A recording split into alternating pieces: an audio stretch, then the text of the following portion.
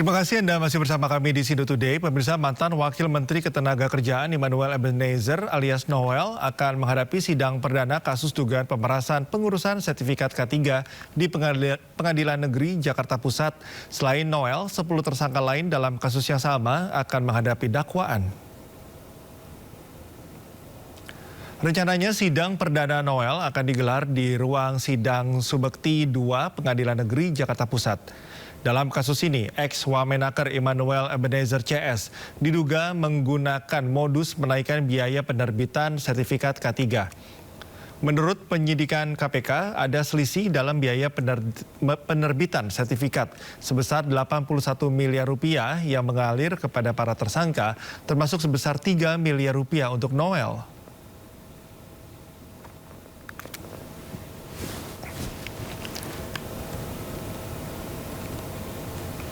Beralih ke informasi lain, pemirsa, sebuah bangunan yang dijadikan tempat usaha konveksi di Jalan Sawalio Raya, Tambora, Jakarta Barat terbakar pada Senin dini hari. 22 unit mobil damkar beserta ratusan personel dikerahkan ke lokasi. Kebakaran, ada lapor kebakaran ini nih, segera. Kobaran api dengan cepat membesar dan membakar bangunan. Warga yang panik melihat api dengan cepat membesar berupaya melaporkan kejadian ini ke petugas suku Dinas Penanggulangan Kebakaran dan Penyelamatan Wilayah Jakarta Barat. Petugas yang sigap langsung memadamkan api agar tidak merembet ke bangunan lainnya. Belum diketahui penyebab dari kebakaran, namun diduga api berasal dari korsleting listrik. Tak ada korban jiwa dalam peristiwa ini, api berhasil dipadamkan dalam waktu 2 jam.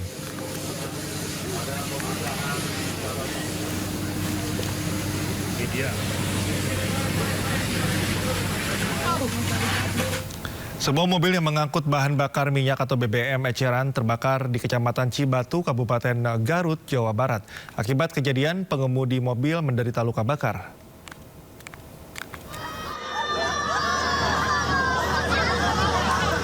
Sebuah mobil yang mengangkut bahan bakar minyak atau BBM eceran terbakar di Kecamatan Cibatu, Kabupaten Garut, Jawa Barat.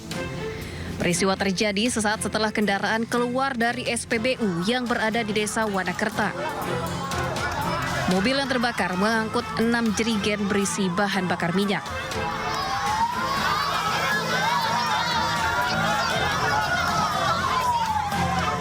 Api akhirnya berhasil padam oleh 2 unit mobil pemadam kebakaran.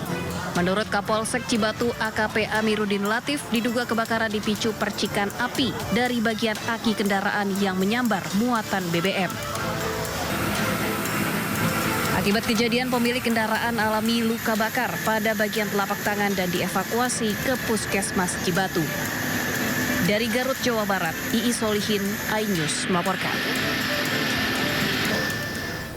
Pemirsa, lagi-lagi terjadi di transportasi umum. 2 pria ditangkap polisi karena kedapatan melecehkan penumpang bus Transjakarta Koridor 1A jurusan Pantai Maju Balai Kota. Motif dibalik aksi tak pantas ini masih dalam penyelidikan polisi. Ini ya, lihat tong-tong nih. Ada Suasana di dalam bus Transjakarta Koridor 1A jurusan Pantai Maju Balai Kota mendadak geger usai 2 penumpang pria berinisial H dan F kedapatan berbuat asusila. Keduanya terpergok bermasturbasi di tengah-tengah kepadatan penumpang. Oleh petugas keamanan bus Transjakarta, keduanya pun diturunkan secara paksa di halte Kota Tua lalu diserahkan ke Polres Metro Jakarta Utara. Seorang penumpang perempuan bus Transjakarta juga membuat laporan polisi agar kedua pelaku diproses hukum. Petugas kepolisian terus menggali keterangan kedua pelaku terkait motif mereka melakukan tindakan asusila di muka umum. Kedua pelaku tak mengelak dan mengaku baru 1 kali melakukan tindakan tersebut. Didapati ya, atau tangkap tangan itu melakukan aktivitas seksual ya, yang mengakibatkan berdampak ke atau ada zat yang terkena ke penumpang lainnya. Kedua pelaku kini mendekam di tahanan Polres Metro Jakarta Utara. Mereka dijerat pasal 406 KUHP tentang perbuatan asusila di muka umum dengan ancaman hukuman 1 tahun penjara. Dari Jakarta, Sofyan Firdaus, iNews melaporkan. Buntut pengeroyokan guru SMK di Jambi laporkan siswanya ke polisi. Selain luka lebam, korban mengaku mengalami trauma.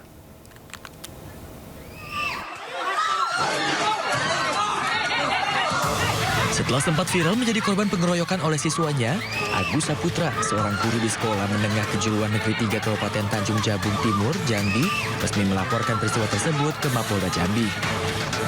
Didampingi oleh kakaknya, sang guru pun menjalani pemeriksaan atas laporannya selama 4 jam atas kejadian pengeroyokan yang menimpanya. Pihak korban juga mengklarifikasi terkait senjata tajam yang dibawa. Menurutnya hal itu dilakukan untuk mengamankan diri dari serangan para siswa. Korban sendiri menderita sejumlah lebam dan mengalami trauma akibat peristiwa pengeroyokan yang dialaminya. Saya pribadi, keluarga, saya melapor ke sini ada tindakan pengeroyokan yang dilakukan murid-murid. Setelah kejadian pengeroyokan itu, adik saya Agus Saputra itu lari ke ruangan yang memang di situ SMK ada yang kelas pertanian atau gimana gitu. Di situ ada arit atau celurit. Dia mengamankan diri itu bang, versi dia mengamankan diri. Sementara murid-murid itu sudah nggak terkendali. Alasan biar orang itu bubar, biar jangan sampai mendekat. Sementara dia pakai itu, murid-muridnya tetap melempar. Sebelumnya, Polres Tanjung Jabung Timur bersama Dinas Pendidikan terkait juga telah melakukan mediasi atas insiden ini. Mediasi berakhir buntu lantaran tak dihadiri oleh guru yang menjadi korban pengeroyokan. Dari kota Jambi, Adrianus Susandra, A-News melaporkan. Belasan remaja anggota perguruan silat ditangkap polisi usai konvoi di Jalan Raya Kabupaten Jombang, Jawa Timur karena para remaja tersebut melempari warga dengan batu.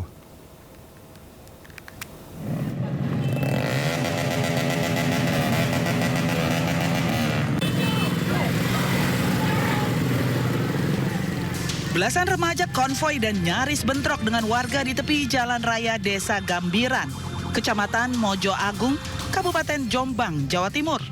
Remaja ini konvoi sambil melempari warga dengan menggunakan batu. Untuk menghindari kondisi yang lebih parah, polisi yang mendapati laporan dari warga langsung datang ke lokasi.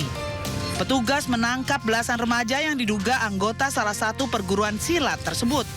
Oleh petugas, para remaja ini digiring sambil mendorong motornya ke Mapolsek Mojo Agung. Berulah sehingga ada sedikit gesekan dengan masyarakat dan kami amankan sebanyak 18 orang. Dengan sepeda motor ada kurang lebih 12 unit sepeda motor.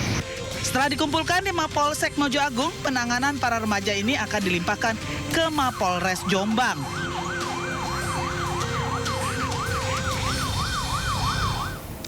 Tim SAR gabungan menemukan satu jenazah korban pesawat ATR 42500 di Gunung Bulu Saraung, Sulawesi Selatan, Minggu siang. Penemuan jenazah korban menjadi titik krusial dalam operasi yang telah berlangsung selama 2 hari terakhir di medan ekstrim perbatasan Maros Pangkep. Lokasi penemuan korban berada di dinding tebing dengan kemiringan ekstrim hingga 90 derajat sehingga menyulitkan proses evakuasi.